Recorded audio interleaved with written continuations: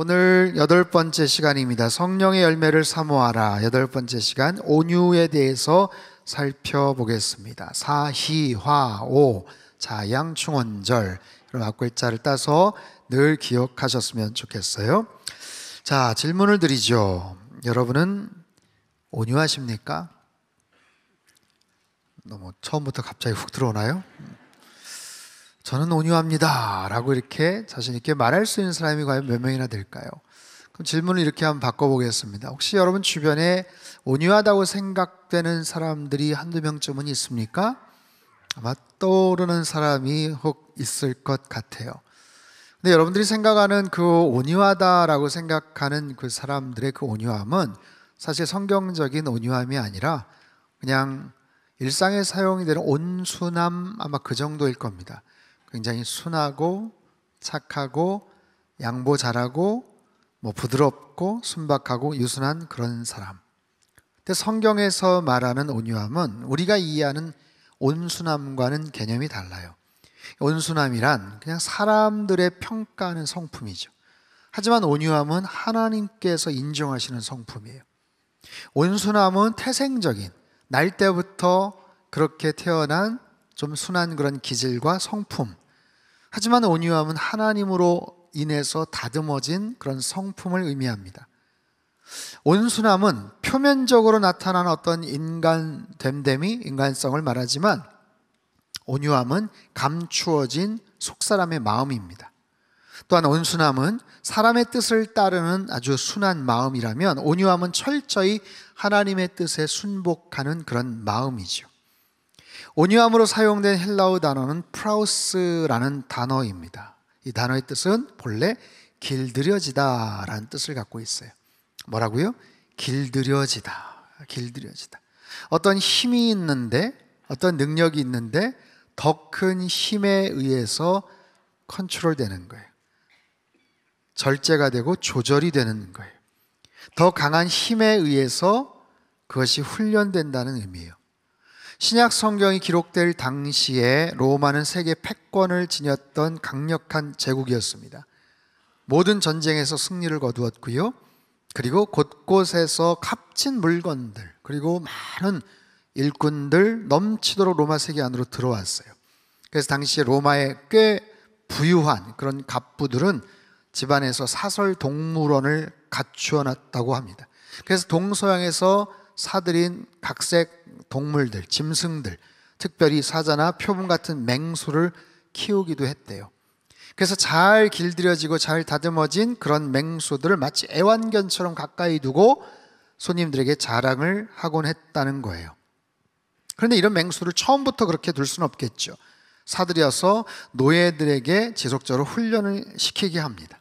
그래서 마치 그 야성, 그 표독함을 길들이기 위해 노예들은 혹독한 훈련을 시켜요. 마치 강아지 훈련을 시키듯이 그 야성을 절제시킵니다.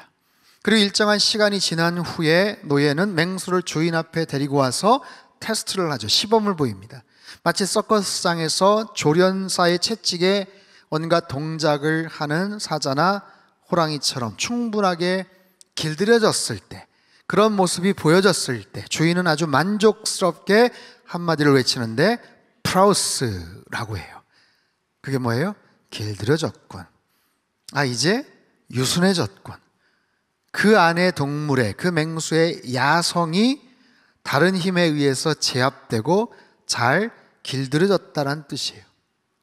여러분, 온유함이란 바로 이런 의미입니다. 힘이 있는데, 능력이 있는데 더 큰 힘에 의해서 제압당하고 그것이 컨트롤되고 훈련되어진다라는 거예요. 이 온유함이 성령의 열매 중에 하나입니다. 또한 이 온유함은 팔복의 말씀 가운데 나오는 거예요. 온유한 자는 복이 있나니, 온유한 자는 복이 있나니 그가 땅을 기업으로 얻게 될 것이다. 왜 온유한 자가 복이 있을까? 여러분, 우리가 일상적으로 생각할 때 온순한 사람, 온유한 사람, 세상에서는 별로 그렇게 매력적이지 않는 그런 캐릭터예요. 근데 예수님은 온유함이 굉장히 중요한 덕목이다, 복이 있다 라고 말씀하세요. 왜냐하면 그런 사람들, 즉 온유한 사람들, 온유해지고 길들여진 사람들은 하나님께 더 많이 쓰임받을 수 있기 때문에 그렇습니다. 길들여졌기 때문에 더 쓰임받을 수 있는 거예요. 아무리 똑똑하고 아무리 능력이 많고 아무리 재능이 많고 대단한 그런 경험을 갖고 있다고 하더라도 온유해지지 않으면, 그것이 통제가 되지 않으면 하나님은 사용하시지를 않습니다. 아니, 사용하실 수가 없어요. 여러분, 시각장애인들을 위한 안내견을 보신 적이 있습니까? 포인터 같은 사냥개나 셔퍼트 같은 군견도 특별한 훈련을 받겠지만, 특별히 시각장애인들을 위한 인도견은요, 아주 엄격한 훈련을 받게 됩니다. 왜냐하면 작은 실수에도 시각장애인에게 아주 치명적인 피해가 입혀지기 때문에 그래요. 온유함은 이처럼 훈련되는 겁니다. 길들여지는 겁니다. 그것도 아주 철저하게. 10번 자르다가 한두 번 갑작스럽게 나타나면 쓰여질 수가 없어요. 여러분, 우리 안에도 그렇게 길들여져야 되는 그런 부분들이 있어요. 우리 안에도 그렇게 다듬어져야 되는 그런 품성들이 있어요. 우리의 생각이나 우리의 마음, 우리의 손과 발, 우리의 행동, 우리의 말하는 습관, 이 모든 부분에서 내 스스로 알고 있는, 아니면 누군가에게 지속적으로 혹시 뭔가 주목받고 있는, 아니면 지적당하고 있는, 아니면 스스로 정말 고치고 싶은 어떤 그런 부분들이 있겠죠. 그 부분만 잘 다듬어지면, 그 부분만 좀 더 길들여지면 참 좋겠다 싶은 그런 영역들이 있을 거예요. 때로는 하나님이 싫어하실 것을 알면서도 기어코 나의 고집과 뜻대로 뭔가를 하고자 하는 그런 영역들이 있죠. 그 부분으로 인해서 다른 건 굉장히 잘하는데, 굉장히 능력이 많은데, 굉장히 재능이 많은데, 그것을 통해서 하나님께 영광 올려드릴 수 있고 쓰임받을 수 있는데, 오히려 그 부분이 통제가 되지 않고 길들여지지 못했기 때문에 결정적인 순간에 하나님의 영광을 가리울 수도 있고, 그래서 그런 이유로 인해서 쓰여지지 못하는 그런 부분들이 있다는 거예요. 사랑하는 성도 여러분, 오늘 이 주제는 어떻게 보면 굉장히 우리에게 좀 부담스럽고 힘들 수 있는, 좀 회피하고 싶은, 내 속에 감추어둔 부분을 살짝 찌르는 것 같은 그런 내용이기도 합니다. 하지만 이 부분을 통해서 우리가 조금 더 다듬어지고 길들여진다면 하나님께서 우리의 삶을 더 주목하시고, 그 하나님께서 우리의 인생 가운데 새로운 비전, 새로운 소명, 새로운 어떤 삶의 기회들을 허락해 주시라고 저는 분명히 믿습니다. 자, 그렇다면 어떻게 우리가 실제적으로 온유해질 수가 있을까요? 온유한 사람이 되기 위해서는 어떻게 해야 될까요? 첫 번째, 여러분 간절히 사모하십시오. 무엇을요? 온유함을. 내가 온유해지기를 원합니다. 아니, 나는 틀렸어. 나는 안 맞아. 난 다른 건 모르겠는데 이 부분은 나랑 좀 안 맞아. 나는 온유한 사람. 나는 별로야. 그렇지 않습니다. 여러분, 성경의 수많은 사람들을 보십시오. 누가 온유한 사람이었습니까? 성경의 수많은 사람들, 예수님을 제외하고 누가 온유한 사람이었어요? 예수님 말씀하시죠. 나는 마음이 온유하고 겸손하니 나의 멍에를 메고 내게 배우라. 서두에 말씀을 드렸죠. 온유함은 선천적인 게 아니에요. 타고난 기질을 말하는 게 아니에요. 태어날 때부터 온유함을 장착하고 태어나는 게 아니에요. 그건 온순함이에요. 온순함. 온유함은 후천적인 겁니다. 끊임없이 길들여지고 다듬어지는 거예요. 누구나 마찬가지. 그래서 예수님 말씀하시는 거예요. 내게 배우라. 배우라는 거예요. 너의 힘을 어떻게 사용해야 될지를 내가 알려주겠다는 거예요. 너의 힘을 어떻게 조절해야 되는지를 내가 가르쳐 주겠다는 거예요. 그 힘을, 그 능력을 잘 다스려서 합당하게 쓰여질 수 있다면 얼마나 좋겠느냐라는 거예요. 여러분, 사도 바울이 얼마나 혈기왕성했습니까? 성격도 불같았고 대단한 열정을 가지고 소아시아와 유럽 전역에 복음을 전했죠. 예수님의 제자 베드로는 말할 것도 없습니다. 야고보, 요한, 우레의 아들이라는 별명이 있었어요. 그럼에도 그들은 각각 예수님을 만났고 예수님을 통해서 온유함을 배워갑니다. 자신들의 역량, 기질, 능력, 재능, 여러 가지 혈기왕성한 부분들이 주님 안에서 통제가 되기 시작하고 길들여지고 다듬어지는 거예요. 그 결과 사랑의 사도가 되었고 나중에는 많은 사람들을 가슴에 품을 수 있는 그런 넉넉한 품의 소유자가 될 수가 있었죠. 바로 이런 모습, 주여 제가 더 온유해지기를 원합니다. 온유한 성품, 온유한 기질, 온유한 모습, 온유한 사람 되게 하여 주시옵소서. 주님께서 가르쳐 주시겠다고 말씀하세요. 주님 앞에 더 가까이 나가실 때 우리의 삶을 주님께서 여러 가지 모습으로 만져주실 거예요. 두 번째는요, 성령님의 뜻에 순종하라입니다. 여러분, 우리의 행동은요, 나름대로의 원칙과 기준이 있어요. 나름 굉장히 차분하고 합리적이고 설득력 있게 뭔가를 진행하고 판단하고 결정한다고 하지만 사실 대부분은 내 원하는 생각과 뜻대로 합니다. 내 고집대로 합니다. 내가 원하는, 내가 끌리는 그런 부분에서 뭔가를 결정을 해요. 근데 그런 마음과 그런 기질을 갖고서는 온유해지기가 참 어렵습니다. 아마 끝도 없이 충돌할 거예요. 내 뜻과 성령님의 뜻이 충돌을 합니다. 나의 시선과 주님의 시선이 충돌합니다. 나의 어떤 여러 가지 결정 방식, 행동 패턴과 하나님께서 원하시는 방식과 계속해서 충돌할 겁니다. 그 상황 속에서 그것이 부딪힐 때 내가 어떻게 순복하느냐, 내가 더 온유해지느냐, 거기에 따라서 내 모습은 훨씬 더 귀한 모습으로 쓰여지거나 아니면 그렇지 않거나 결정이 돼요. 그래서 언제나 성령님의 뜻, 두 가지 중요하게 생각을 하세요. 뭐냐면 첫 번째는 성령님의 뜻을 분별하는 것이고 두 번째는 순종하는 겁니다. 분별과 순종은 대단히 중요한 주제예요. 어떻게 하면 성령님의 뜻, 하나님의 뜻을 내가 잘 분별할 것인가, 내 삶의 영역 속에서 내 고민과 여러 가지 갈등 앞에서 어떻게 주님이 원하시는 성령님의 뜻을 분별할 것인가, 그리고 분별한 대로 순종할 것인가. 성경에 보면 시몬이라는 사람의 이야기가 소개가 돼요.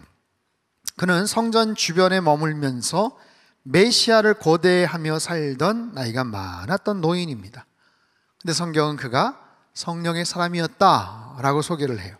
누가복음 2장 25절에서 27절까지 말씀을 우리 같이 한번 읽도록 하겠습니다. 시작. 예루살렘에 시몬이라 하는 사람이 있으니 의롭고 경건하여 이스라엘의 위로를 기다리는 자라. 성령이 그 위에 계시더라. 그가 주의 그리스도를 보기 전에는 죽지 아니하리라 하는 성령의 지시를 받았더니 성령의 감동으로 성전에 들어가매 마침 부모가 율법의 관례대로 행하고자 하여 그 아기 예수를 데리고, 자, 그는 성령의 사람이에요.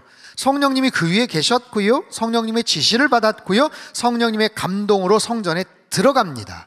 근데 마침 그 순간 어린아기 예수를 안고 들어오는 요셉과 마리아를 만나는 거예요. 여러분, 이 만남은요 굉장히 특별합니다.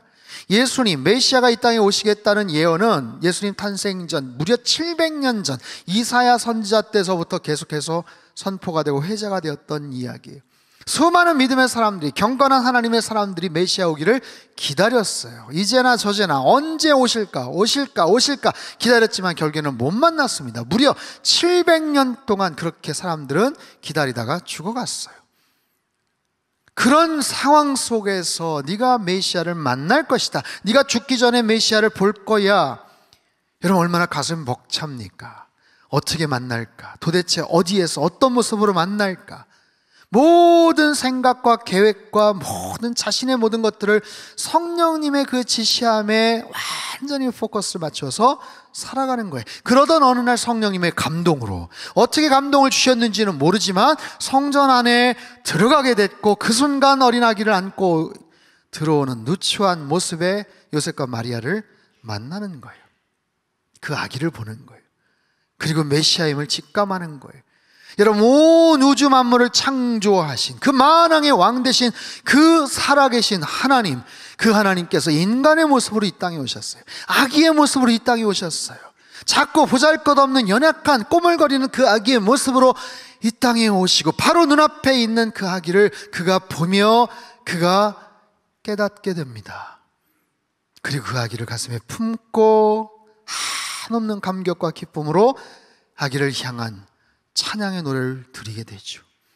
여러분, 시므온은요 성령 충만했어요. 성령님의 뜻, 성령님의 생각, 성령님의 지시가 무엇인지를 온 촉각을 기울여서 살았던 사람이기에 그는 놀라운 경험을 하게 되는 거예요. 하나님을 품에 안는 온유한 사람이 될 때, 성령 하나님께서 우리에게 주시는 뜻밖의 엄청난 축복이 있는 거예요. 내 뜻이 아니라, 내 생각이 아니라, 내 잘남이 아니라 성령 하나님의 지시와 그 뜻 가운데 민감하게 반응하며 살아갈 때 성령 하나님께서 우리를 더 온유한 자로 만들어 주시더라라는 거예요. 세 번째, 온유함의 열매를 경험하라입니다. 여러분, 온유함은 성령의 열매입니다. 열매는요, 누군가의 유익을 주죠. 혜택을 주는 거예요. 누구에게 유익을 끼칠까요? 열매 맺음의 1차적인 혜택은 자기 자신이에요. 그리고 주변 사람, 공동체로 연결이 됩니다. 물론 자비나 양선처럼 철저하게 타인을 위한 그런 열매의 모습이 있어요. 하지만 온유함의 열매는 결국 자기 자신, 자신의 변화입니다. 성령의 열매가 다 그래요. 사실 내가 더 사랑할 줄 아는 사람이 되는 거예요. 내가 더 희락, 기쁨을 누리는 거예요. 내가 더 마음의 평강을 누리는 거예요. 내가 더 오래 참을 줄 아는 사람으로 변모되는 거예요. 자비와 양선을 베푸는 사람, 지난주 충성할 줄 아는 사람이 되는 거예요. 그리고 온유한 사람이 되는 거예요. 내 존재의 변화, 무엇을 얼마나 잘하냐, 능력 있게 하냐, 기능 있게 뭔가를 쓰임받느냐, 그게 중요한 게 아니라 본질적으로 나의 being, 존재의 변화가 되면 그런 나를 통해서 나타나는 말과 행동은 다 온유함의 열매일 겁니다.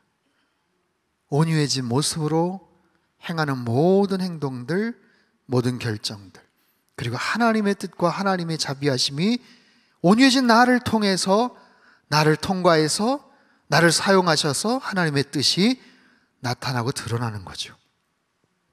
여러분, 온유해진다라는 것은요, 나이를 먹는 것과 같습니다. 나무의 나이테와 같고 이마의 주름살과도 같아요. 10대, 20대 이 자리에 계신 좀 젊은 우리 청년들이 있다면 사실 온유해지라는 말은 조금 어울리지 않을 수도 있고, 오히려 청년의 때에 참 온유해진다는 것은 굉장히 어려울 수 있어요. 하지만 중년을 넘어서고 세월이 가고 나이가 들수록 더 깊어지고 더 넓은 사람이 될 수가 있죠.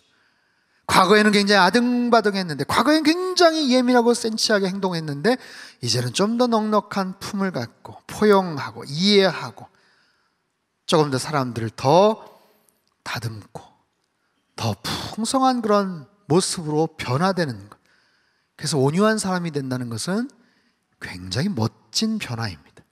온유한 사람은 복이 있나니, 온유한 사람은 하나님께 쓰임을 받는 거예요.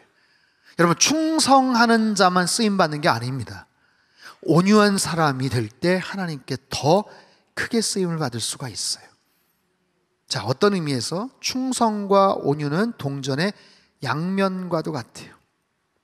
내가 자발적인 능력, 자발적인 그런 결단과 의지를 가지고 섬기겠노라 다짐하는 것이 충성이라면 온유함은 그 반대예요. 그렇게 쓰여지도록 기회를 얻는 거예요.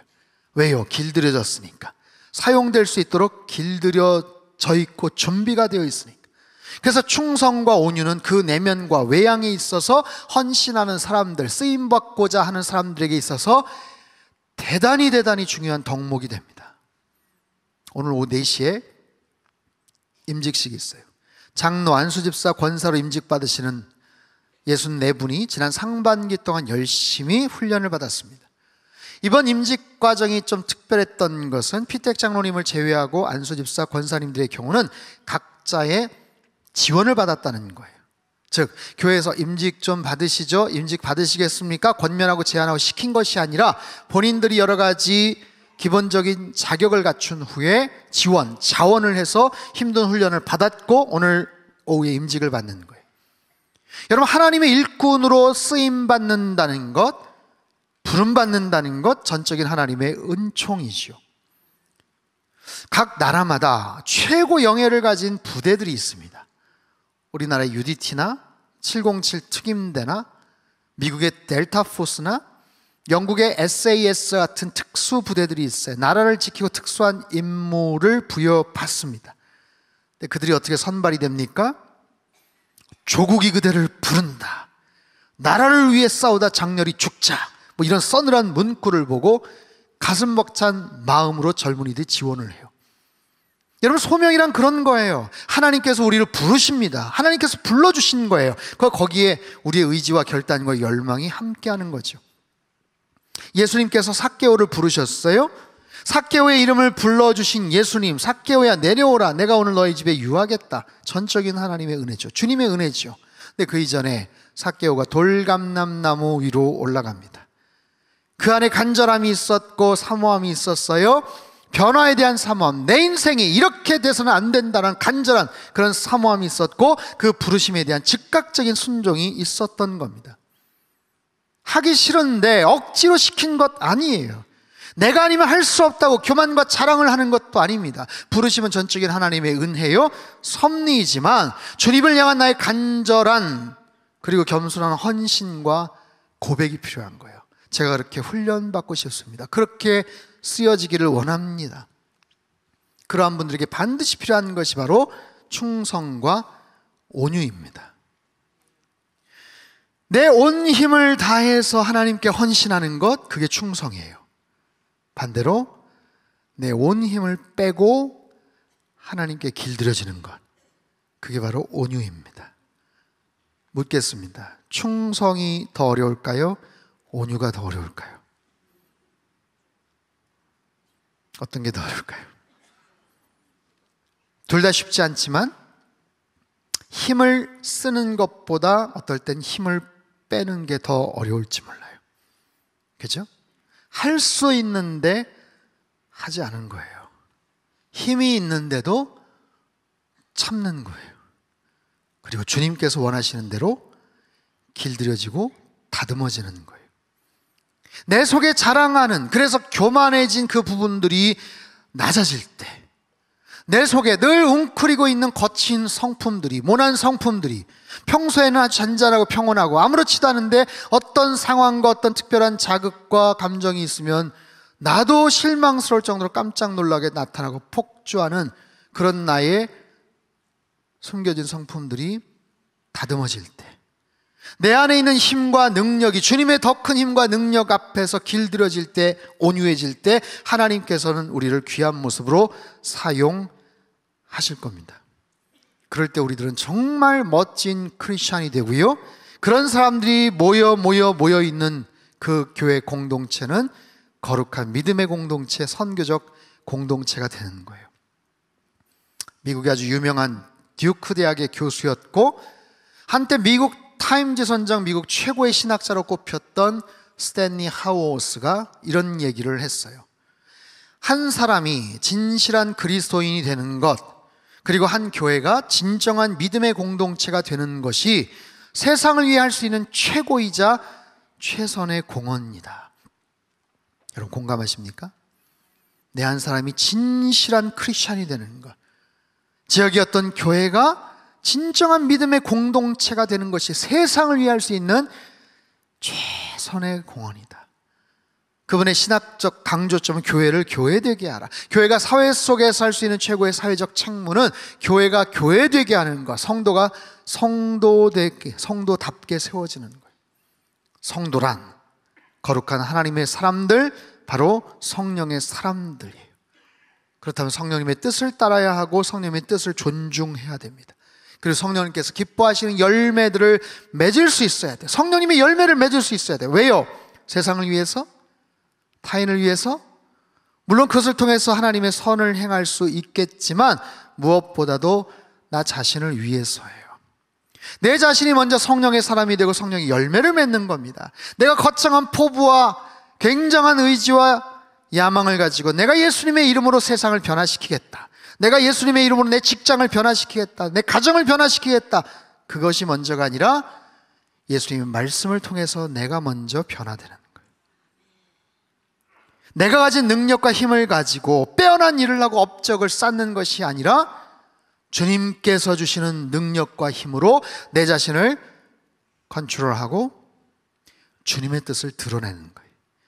나의 뜻이 아니라 주님의 뜻, 나의 거칠고 큰 목소리가 아니라 하나님의 음성을, 나의 생각이나 계획이 아닌 철저하게 하나님의 온전한 계획과 의도가 드러나는 것. 누구를 통해서요? 나를 통해서. 우리 한 사람 한 사람을 통해서. 우리는 그저 그분의 도구로 쓰여질 뿐이에요. 그분의 작고 보잘것없는 도구입니다. 인도 캘커타의 빈민들을 위해 평생 헌신했던 마더 테레사의 아주 유명한 말이 있죠. 저는 그분 손 안에 있는 작고 보잘것없는 몽당 연필입니다. 아무리 불완전한 도구일지라도 그러나 하나님은 그것으로 너무나도 아름다운 그림을 그리십니다. 그분의 도구, 그분이 마음껏 사용하실 수 있는 거룩한 도구, 그것이 우리가 성령의 열매를 맺어야 되는 이유이고 평생의 소망이어야 합니다. 사랑하는 상당교회 성도 여러분, 온유함은 성령님의 귀한 열매입니다. 온유한 사람이 된다는 것은 대단한 축복입니다. 우리가 간절히 꿈꾸고 소망해야 될, 금방 이루어지거나 쉽게 이루어지지 않아요. 평생 가슴에 품어야 될 소중한 기도 제목입니다. 주여, 온유한 사람이 되게 하여 주옵소서. 주여, 온유한 사람 되어 주님께 더 쓰임받는 인생 되게 하여 주옵소서. 우리 안에 있는 여러 가지 욕심과 여러 가지 혈기와 고집과 지독한 자기 주장들이, 이 모든 것들이 하나님의 뜻 안에서 다 걸러지게 되기를 바랍니다. 그리고 오직 하나님의 뜻만 드러나게 되길 바라요. 그렇게 투명하고 정직하고 신실한 하나님의 사람들, 온유한 사람으로 살아가시길 주님의 이름으로 축원합니다. 그런 우리들이 성령의 열매를 맺고 그 성령의 열매를 가장 가까운 곳에서 먼저 누리는 수혜자가 될 것이고요, 그것을 통해서 주님의 뜻이 마음껏 드러나게 될 거예요. 멋지고 아름다운 온유한 사람 되시기를 주님의 이름으로 축복합니다. 그런 귀한 거룩한 믿음의 공동체를 하나님은 사랑하시고 오늘 이 시대에 귀한 모습으로 사용해 주실 줄 믿습니다. 사랑하는 주님, 주님처럼 우리도 온유해지는, 그리고 겸손한 그런 사람 되게 하여 주옵소서. 주님 앞에 더 길들여지고 다듬어지고, 그래서 주님께 쓰시기에 정말 편안한, 그리고 아주 용이한 그런 모습으로 쓰임받으며 살아가는 귀하고 복된 인생 되게 축복하여 주옵소서. 존귀하신 예수님의 이름으로 기도합나이다. 아멘.